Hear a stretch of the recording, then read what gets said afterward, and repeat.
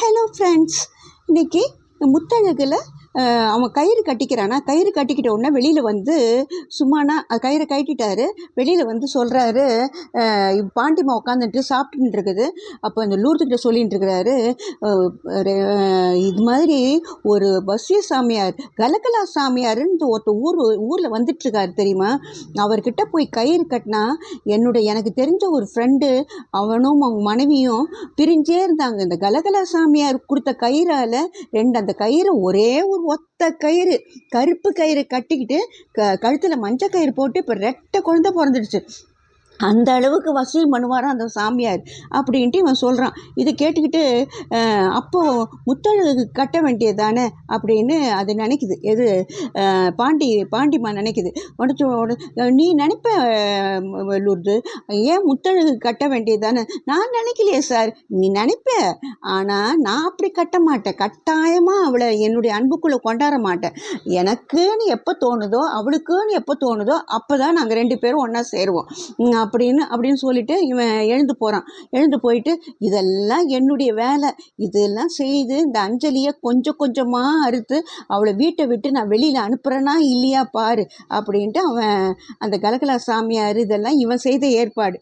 அங்கே இருக்க காஃபியை குடிச்சிட்டு இவன் ட்ரெஸ் பண்ணிக்கின்னு இதுக்கு வயக்க வரான். அங்கே பம்ப் செட்டுக்கு வரான். அங்கே முத்தழகு அந்த பொன்னியோடு சேர்ந்து குளிச்சிட்ருக்க உள்ளே இறங்கி அங்கே தம் பிடிக்கிறான். நான் முதலெல்லாம் 50 தடவை தம் பிடிப்பேன். இப்போ என்ன என்னுடைய உடம்பெல்லாம் ஏறி போச்சு, உடம்பெல்லாம் வேறு மாதிரியாக இருக்குது. இப்போ என்னால் ஒரு 10 கூட தம் பிடிக்க முடியலையே.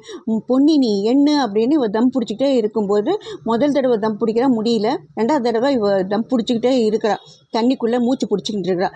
அப்போது மூச்சு பிடிச்சிட்டு இருக்கும்போது இவன் வந்துடுறான், பூமி வந்துடுறான். பொன்னி எழுந்துட்டு போயிடுறா. அவன் பூமி உள்ளே இறங்குறான். அவன் இருக்கிறது அவனுக்கு தெரியாது. அவன் இறங்கின உடனே இவன் எழுந்துங்கிறா. நீ எங்கேயா வந்த? நான் இருக்கிற பக்கம்லாம் சுற்றி வர அப்படின்றான். உடனே இவன் ஆமாம், இவங்க ரொம்ப பெரிய பேரழகி, உலக அழகி, இவங்களை பார்க்கறதுக்காக நாங்கள் வரோம். ஒன்றும் கிடையாது, நாங்கள்லாம் அழகனுங்க, இது ப்ரொஃபஸர், என்னை சுற்றி க்யூவில் நிற்கிறாங்க பொண்ணுங்கள்லாம், நீலாம் ராட்சசி அப்படின்ட்டு அவன் சொல்கிறான். ஏய் என்னையா சொல்கிற அப்படின்னு அப்படி சொல்லிவிட்டு அப்படியே இது உட்காந்துட்டு இருக்கானா, அவளை பிடிச்சி அப்படியே தள்ளி விட்டுறா அந்த பம்ப் செட்டுக்குள்ளே. தள்ளிட்ட உடனே ஐயோ ஐயோ ஐயோ என்னை காப்பாற்றுங்க, எனக்கு நீச்சல் தெரியாதுன்ற அவள் போயினே இருக்கிறா. அப்போது இவன் என்ன பண்ணுறா, அவன் நினைக்கிறா பம்ப் செட்டுக்குள்ளே விழுந்து யாராவது செத்துருவாங்களா அப்படின்ட்டு நினச்சிக்கிட்டே இருக்கா. ஆனாலும் அவளுக்கு மனசு கேட்க வருவா. வந்தால் இவர் நல்லா படுத்துக்கிட்டு லாம் பாட்டு பாடிக்கிட்டு இருப்பார்.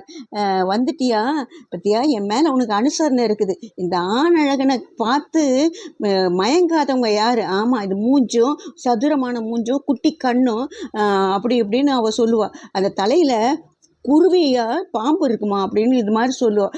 என்ன சொன்னாலும் சரி, இப்போ வந்துட்ட இல்லை அப்படின்னு சொல்கிறான். இவளுக்கு ஒரு மாதிரி ஆகிடுது. தெரியும் எனக்கு உனக்கு என் மேலே ஆசை இருக்குது, என் பின்னாடி தான் அவ்வளோ க்யூவில் நிற்கிறாங்களே பொண்ணுங்க அப்படின்னு இவன் சொல்லுவான். இவளுக்கு ஒரே ஒரு மாதிரியாக வெக்கமாகிடும்.